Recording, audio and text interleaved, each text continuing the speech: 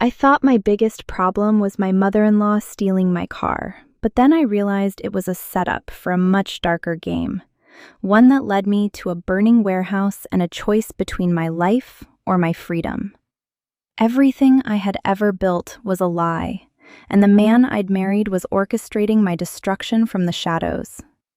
I've always been the type of person who takes pride in the details. My life is a carefully curated gallery of hard work, meticulous maintenance, and boundaries. Boundaries that Sarah, my mother-in-law, viewed not as obstacles, but as personal challenges.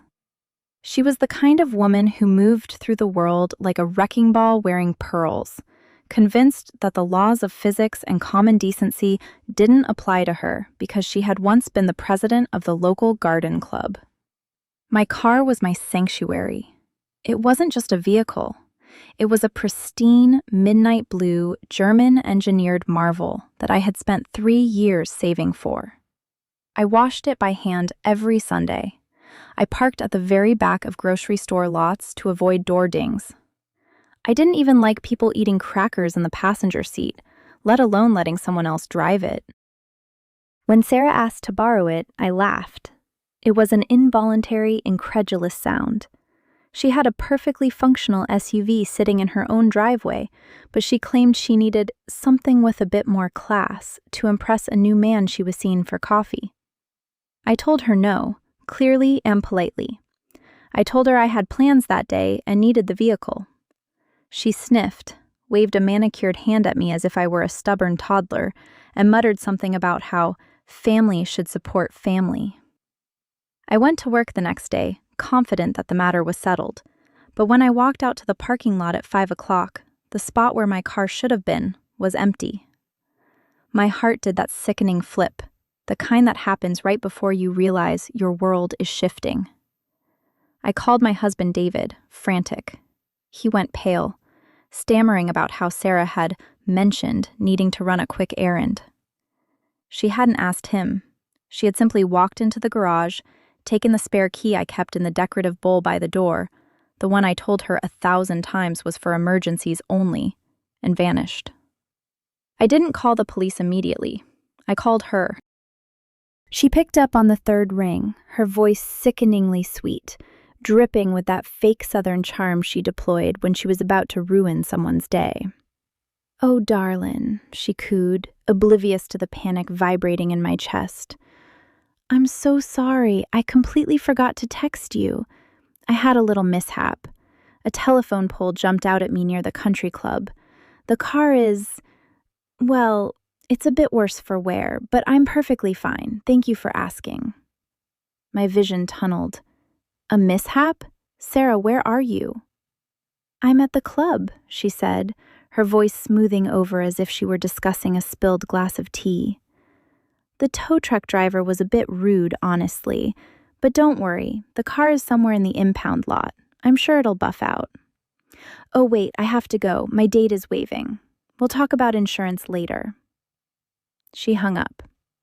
I stood in the middle of the parking lot, the cold evening air biting at my skin, staring at the empty space where my pride and joy used to be.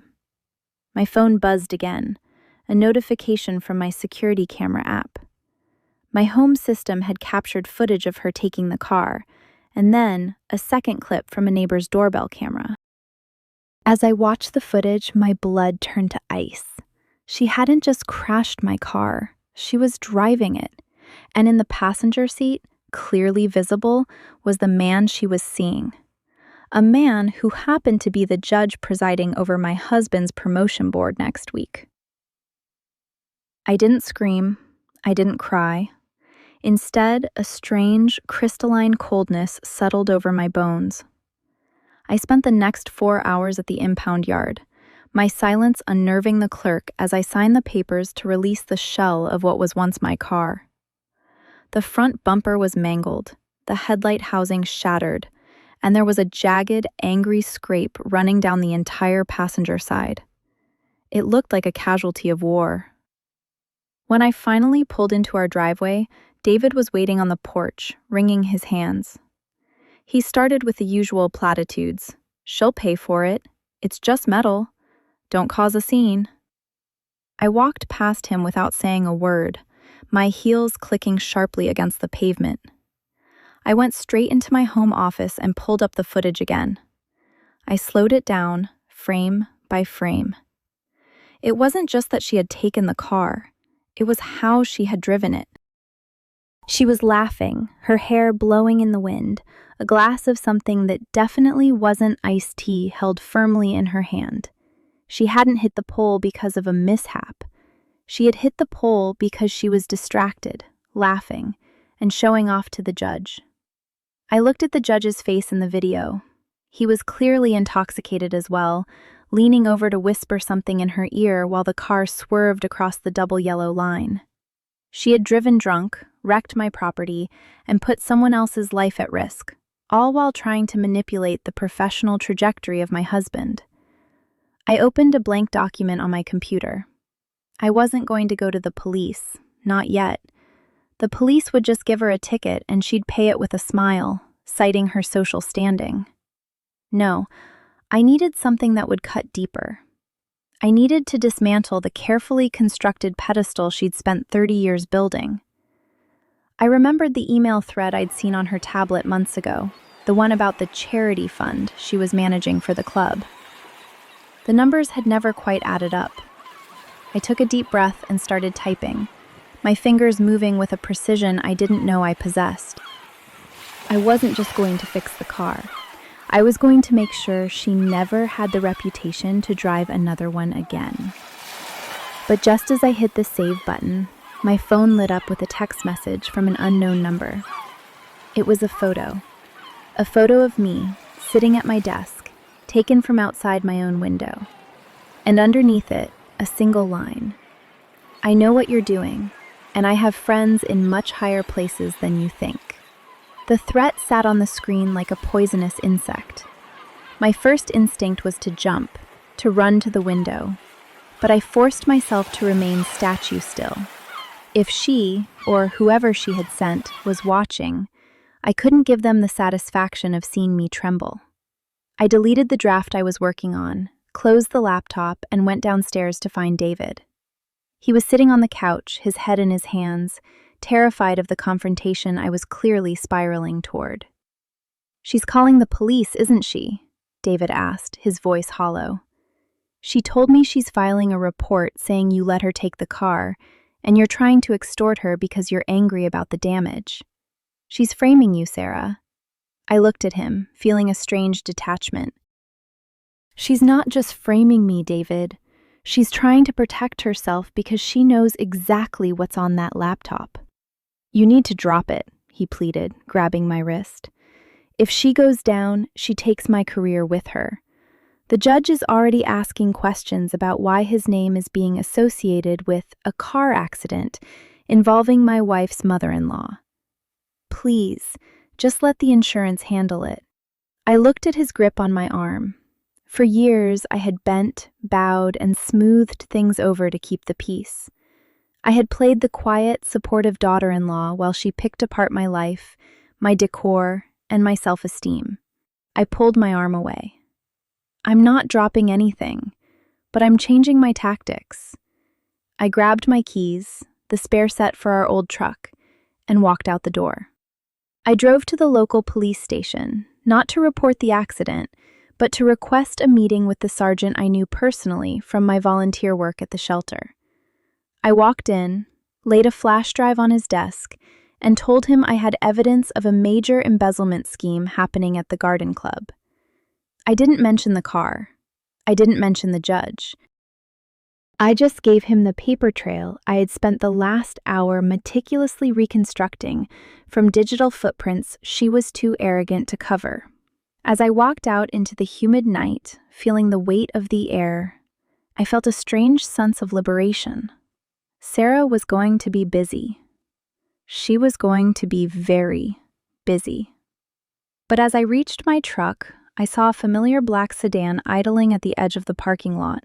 It was the same sedan the judge drove. The window rolled down, and there was Sarah, sitting in the passenger seat, looking at me with a look of pure, unadulterated hatred. She held up her phone, and for a split second, I saw what was on her screen. It wasn't a threat. It was a live stream of my own living room. My breath hitched. The screen showed my husband, sitting on the couch exactly where I had left him. But he wasn't alone. Standing behind him, leaning over the back of the sofa, was the judge. He was holding a glass of wine, smiling at the camera. And then he looked directly into the lens, directly at me, and tapped his watch. The live stream shifted. The angle changed, showing the kitchen, then the back door. The door was swinging open. My heart hammered against my ribs like a trapped bird. She wasn't just attacking my reputation. She was infiltrating my home. She was using her influence to turn my own sanctuary into a staging ground for a coup. I didn't turn back. I didn't run to the car. I stood there, rooted to the pavement, staring at the screen of her phone as she slowly rolled up her window. She tapped the glass, blew a kiss, and the sedan peeled away, leaving me standing in the middle of the station lot. My phone buzzed in my pocket, a text from David. It wasn't his usual tone. It was short, cold, and calculated. "You shouldn't have gone to the police. Now, everything is changing. Come home and pack your things. You have 1 hour." I stared at the text. 1 hour. I thought about the files I had handed to the sergeant, and I realized that Sarah wasn't just a petty, spoiled woman. She was a spider at the center of a web I hadn't even begun to map.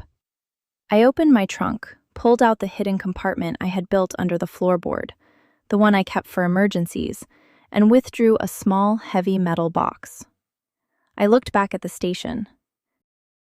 I had started a fire, and now I was going to have to decide whether to let it burn down the whole house or use it to incinerate the predator waiting inside. I climbed into the truck and started the engine. As I pulled out onto the main road, a black SUV suddenly swung out from behind a line of trees, boxing me in, forcing me toward the dark, narrow bridge that led out of town. I checked my rearview mirror. Another vehicle, this one with high beams blindingly bright, pulled up right on my bumper, pushing me faster, pushing me harder, toward the edge of the guardrail. I wasn't just being followed anymore, I was being hunted. I gripped the wheel, felt the hum of the road through my palms, and realized with terrifying clarity that the only way to survive this was to stop trying to be the victim. I slammed my foot on the gas, aiming directly for the bridge's concrete pillar. The air inside the truck cabin turned frigid, heavy with the metallic tang of impending impact. My knuckles were white, fused to the leather of the steering wheel like iron rivets. The SUV on my left surged forward, its massive grille a wall of chrome and malice, forcing me toward the bridge's railing. The blinding high beams behind me were a sun that gave no warmth, only the promise of a forced exit from this life. My heart wasn't racing anymore. It had leveled out into a cold, rhythmic thrum, the heartbeat of a woman who had finally stopped playing by the rules of a rigged game. Sarah wanted a wreck? I'd give her a spectacle. I didn't swerve. I didn't brake. I drifted my foot off the accelerator just enough to let the SUV's momentum pull it slightly ahead. Then I yanked the wheel hard to the right. The truck bucked, the tires screaming in protest as I clipped the SUV's rear quarter panel. The sound was a symphony of grinding steel and shattered glass. The SUV fishtailed violently, its driver losing the battle with physics as it slammed into the concrete railing of the bridge. Sparks showered the night like a morbid firework display. The vehicle behind me swerved to avoid the wreckage, skidding across the wet pavement and spinning out into the center of the road. I didn't wait to see if they were breathing. I kept the truck moving, my pulse roaring in my ears, heading not toward home, but toward the one place where Sarah's influence couldn't reach, the private storage facility where I kept the archives of the favors I had been documenting for years. When I reached the facility, I was shaking, the adrenaline finally beginning to fray the edges of my focus. I scrambled inside, the cold, sterile light of the unit flooding the room. I ripped open the metal box I'd grabbed from the trunk. Inside wasn't just cash or jewelry. It was a hard drive, the insurance policy I'd spent 5 years curating. It held bank statements, encrypted private messages, and recording logs of the garden club's shadow accounts. But as I plugged it into my laptop, the screen didn't display my files. Instead, a single window popped up, a progress bar. Uploading your private files to the cloud. The progress bar was at 99%. No, I hissed, lunging for the power cord, but it was too late. The screen flickered, a taunting message appearing in elegant, scripted font. Thank you for your cooperation. The evidence is being sent to the district attorney, the IRS, and the news desks of every major outlet in the state. And it's all coming from your IP address. My stomach dropped. She hadn't just stolen my car. She had successfully framed me as the mastermind of the very crimes she had been committing. My phone started vibrating, a non-stop barrage of incoming calls from unknown numbers, news outlets, and law enforcement. I had hit send on my own destruction. I looked at the unit door just as a heavy, deliberate knock echoed through the silence. It wasn't the frantic hammering of a desperate person. It was the slow, rhythmic sound of someone who knew exactly who was on the other side. "Open the door, dear." Sarah's voice drifted through the thin metal, sounding like honeyed poison. "We have so much to discuss, and the police are already en route to your location. You really shouldn't have played games with someone who owns the board." I backed away, scanning the room for an exit, but there was only the rolling bay door. I looked at the security monitor on the wall. The camera feed showed Sarah standing in the parking lot, flanked by 2 men in tactical gear who were clearly not private security. They were holding papers, warrants. My life as I knew it was dissolving in real time, every second ticking away on the news tickers now scrolling across my phone screen. I reached into the back of the shelf, pulling out a heavy, industrial-sized canister of chemical solvent, the kind used for stripping heavy machinery. I didn't have a weapon, but I had chemistry. I looked at the electrical panel near the door, then back at the approaching shadows behind the glass. I realized then that Sarah wasn't just here to arrest me. She was here to silence the only person who knew the truth about the judge. The door began to groan as the men outside applied a battering ram. I grabbed a flare from my emergency kit, my hand hovering over the mixture I'd poured onto the floor. If I went down, I wouldn't just take her reputation. I would take the whole foundation. The door buckled inward, the metal screeching as it gave way, and for a fleeting second, I saw Sarah's triumphant, twisted smile peering into the darkness of my unit. She stepped forward, her heels clicking on the concrete, ready to gloat over the carcass of my life. "It's over, Sarah," she purred, her eyes glinting in the dim light. "Give me the drive, and I might ensure you get a comfortable cell." I didn't answer. I just struck the flare. The room exploded into a blinding orange roar of light and heat as the solvent caught, turning the air into an inferno. But as the heat licked at my skin and the smoke began to choke the room, I saw something in the corner of my eye that froze my blood. A red laser dot dancing steadily, perfectly, across Sarah's chest. The shots rang out, not from the police, but from the darkness of the rafters above, and Sarah crumpled to the floor, her eyes wide with a confusion that mirrored my own. I wasn't the only one hunting, and I definitely wasn't the only one with secrets that needed to stay buried. The inferno roared, but the sound was eclipsed by the sickening thud of Sarah hitting the concrete. My lungs burned with the acrid stench of burning solvent, yet my gaze remained locked on the spot where she had been standing seconds before.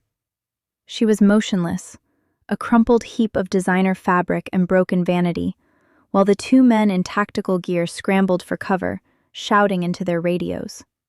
They weren't looking for me. They were looking for the unseen sniper. I didn't think. I moved. I dived behind a stack of industrial pallets, the heat blistering my skin. The red laser dot vanished from Sarah's chest and began to dance erratically across the ceiling, searching for its next target. Panic, hot and frantic, clawed at my throat. If I stayed here, I was a sitting duck, in a room that was fast becoming a cremation oven.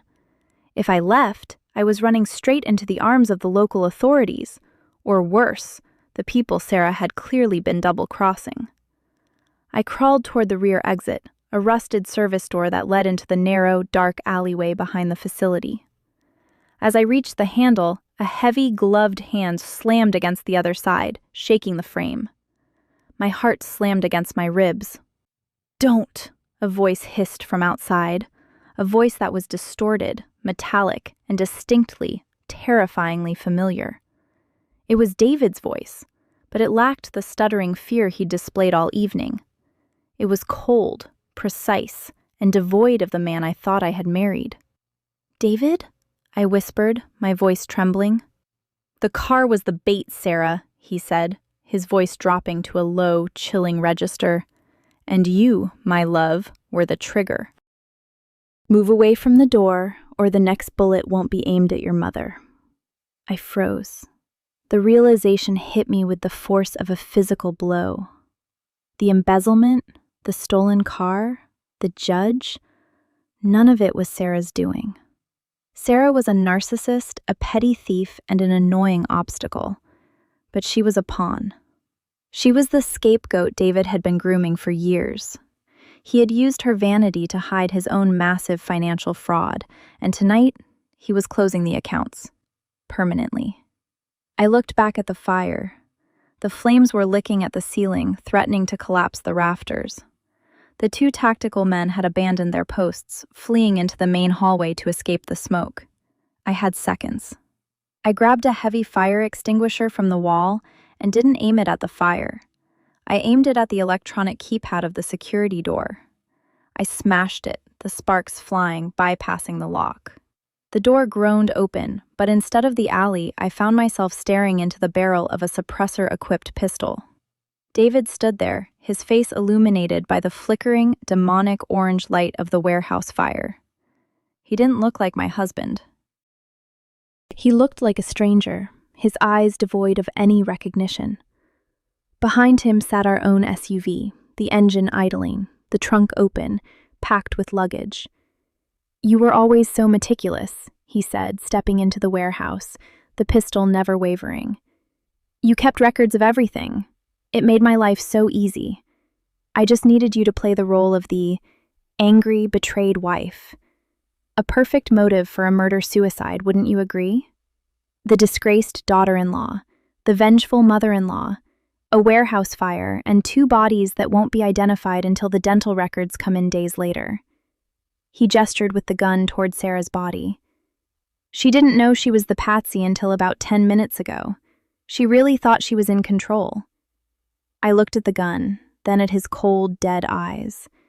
I reached into my jacket pocket, not for the phone, not for a weapon, but for the small remote key fob I had taken from Sarah's purse back when she first borrowed my car.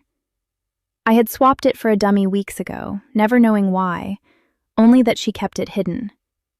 "You think you've won," I said, my voice steady despite the adrenaline. "I know I have," he smiled. I pressed the button on the fob. Instead of a car alarm, a muffled, rhythmic beep emanated from inside the SUV he'd left idling behind him.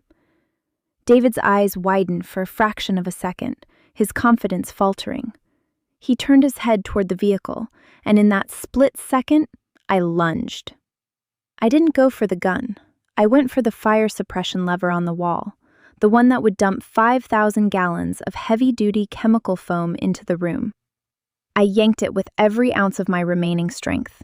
The ceiling erupted, a white, suffocating tide of foam crashing down upon us, turning the world into a freezing, blinding sea of static. David stumbled, his aim throwing a wild shot into the ceiling, and as the foam swallowed the light and the air, I scrambled into the darkness, crawling over the slick floor toward the only thing I had left to lose.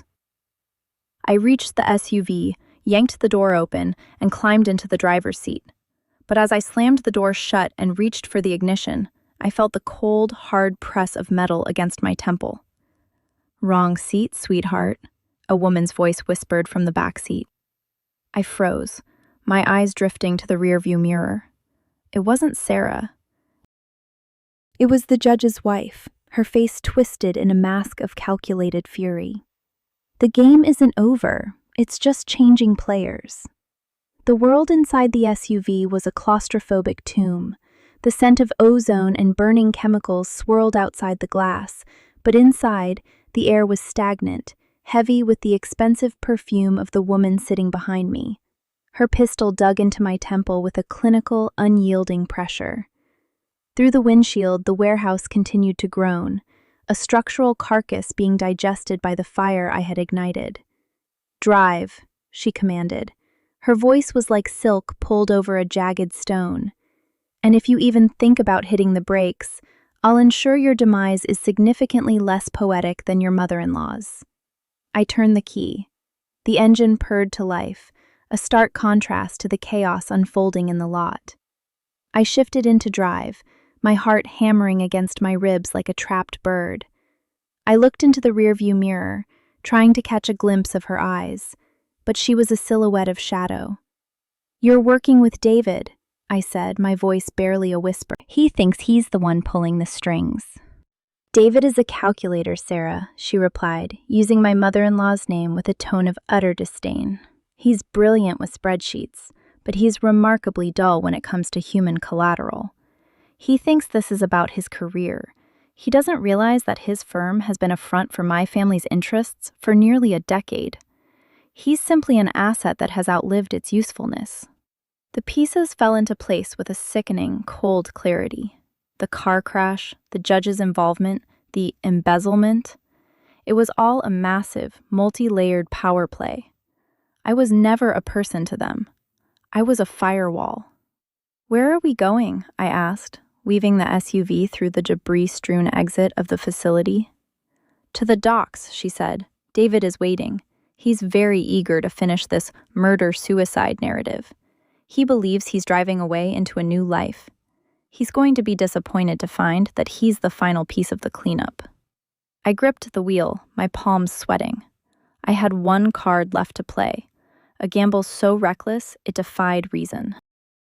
I had activated the tracker I'd planted in the trunk of the car weeks ago, not for David, but for the one person in this town who hated the judge's wife more than I did. The internal affairs investigator I had been feeding information to for months. "You're going to kill him too?" I asked, pressing the pedal harder. "It's a necessary divestment," she purred. As we neared the industrial docks, the rhythmic flash of blue and red lights began to pierce the fog ahead. My heart soared. I hadn't just led her to the docks. I had led her into a trap. I slammed on the brakes, the tires screeching as the SUV swerved toward the pier. The judge's wife gasped, her gun jerking toward the dashboard as she tried to maintain her balance. In that fraction of a second, I didn't reach for the gun. I reached for the door handle. I threw myself out of the moving vehicle.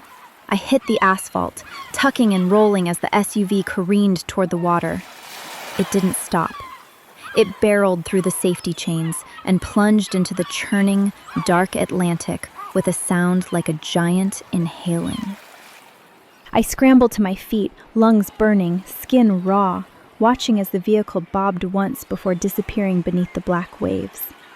Behind me, the night was suddenly illuminated by dozens of blinding spotlights.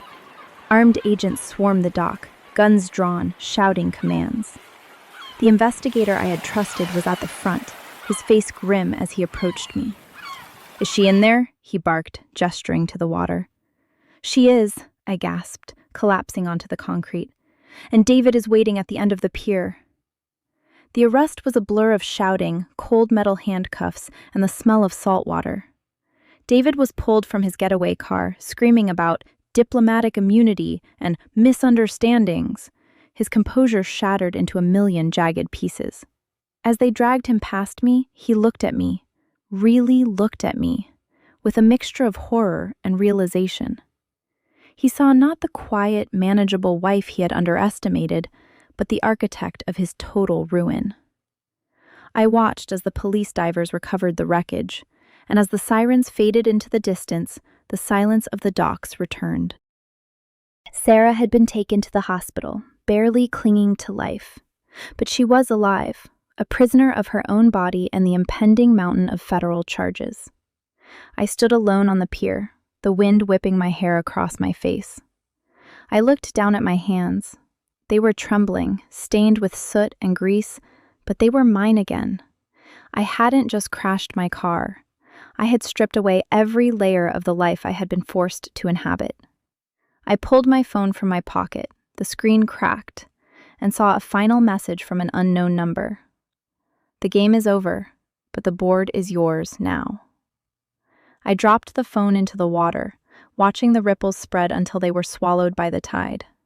I walked away from the docks, leaving the wreckage, the scandals, and the ghosts behind me. I didn't know who I was going to be tomorrow, but for the first time in my life, I was finally the one behind the wheel. And as I walked toward the horizon, the rising sun began to burn away the darkness, revealing a road that was entirely, terrifyingly, and beautifully my own.